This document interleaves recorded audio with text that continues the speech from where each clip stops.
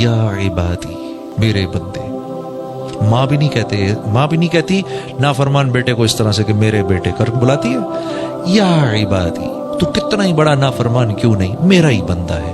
لا تقنطوا من رحمت اللہ، میری رحمت سے مایوس نہیں ہونا، یہ کام کبھی نہ کرنا. پھر کیوں؟ اللہ جانتے ہیں میرے علاوہ اس کا ہے کون. میری رحمت سے، ان اللہ یغفر الذنوب جميعا، میں تیرے سارے گناہ معاف کر دوں گا. انہ هو الغفور الرحیم. اس آیت کے اترنے پر وحشی کو جب پتا چلا کہ یہ آیت اتری ہے، مدینے پہنچ گئے اور رسول اللہ صلی اللہ علیہ وسلم کے دست مبارک پر اسلام قبول کر کے حضرت وحشی رضی اللہ تعالی عنہ بن گئے اس آیت کے اترنے پر. اچھا، اتنے گناہ کر کے بھی سب معاف ہو جائے گا. بندہ، ایک روایت میں آتا ہے، بندہ معافی مانگتا ہے، گناہ کرتا ہے، گناہ کرتا ہے، پھر گناہ ہوتا ہے، پھر معافی، پھر گناہ، پھر معافی، پھر گناہ، پھر معافی. پھر اللہ پاک فرماتے ہیں میرے بندے دیکھتے ہیں کہ تو معافی مانگ کے تھکتا ہے یا ہم معاف کر کے تھکتے ہیں. ہم معاف کر کے نہیں تھکیں گے، تو معافی مانگ کے تھک جائے گا. میرے دوستو، شیطان کے چکر میں مت پڑنا. ہاں، مولانا اشرف علی تھانوی صاحب کے پاس ایک آدمی آیا، حضرت ایک گناہ سینکڑوں نہیں ہزاروں دفعہ کر چکا ہوں، ہر دفعہ کر کے معافی مانگتا ہوں، کیا کروں؟ آپ نے فرمایا معافی مانگنا نہ چھوڑنا، مر کے جب اللہ کے سامنے جائے گا تو ایک ہی گناہ لے کے جائے گا. معافی مانگنا نہیں چھوڑنا. کیوں؟ ان اللہ یحب التوابین، ان اللہ یحب التوابین. اللہ فرما رہے ہیں مجھے یہ جو توبہ کرتے ہیں نا بار بار گناہ کر کے، ان سے بڑی محبت ہے. محبت کیسے ہوتی ہے؟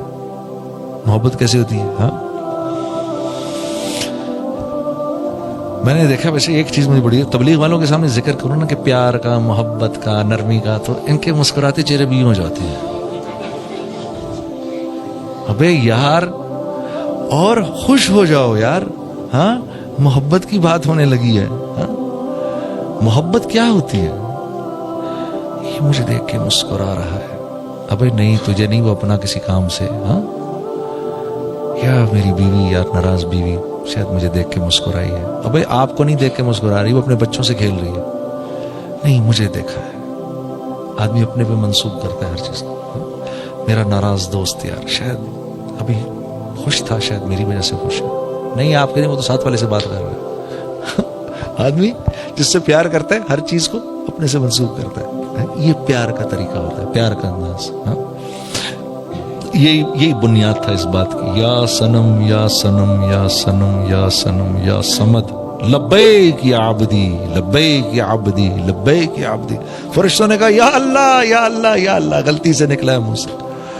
تو اللہ پاک نے کیا فرمایا؟ ہاں، اس کے منہ سے تو غلطی سے نکلا ہے، ہمارے سننے میں تو غلطی نہیں ہے. چلو، اسی بنیاد پر آج سے یہ میرا ہو گیا. ہاں، ان اللہ یحب التوابین، اللہ توبہ کرنے والوں سے پیار بہت کرتے ہیں، بہت زیادہ پیار کرتے ہیں.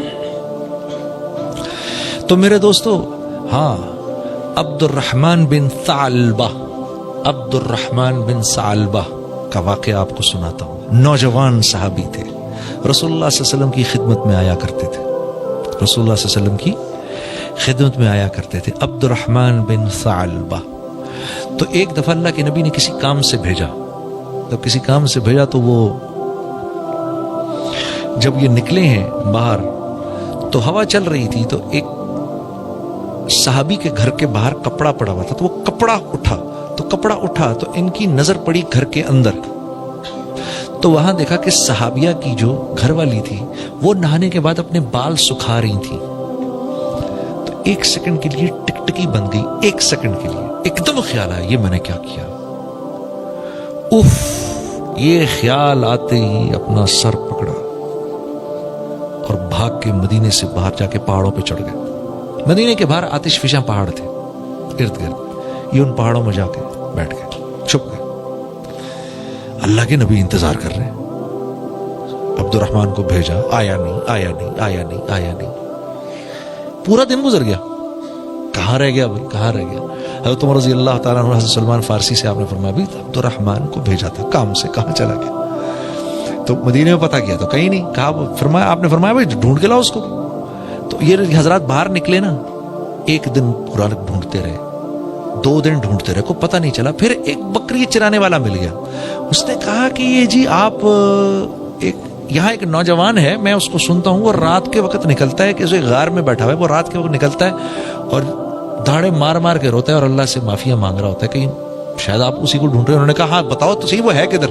کہا جی وہ سامنے والے پہاڑ پہ میں نے دیکھا ہے. تو یہ دونوں حضرات رات کو جا کے ادھر بیٹھ گئے.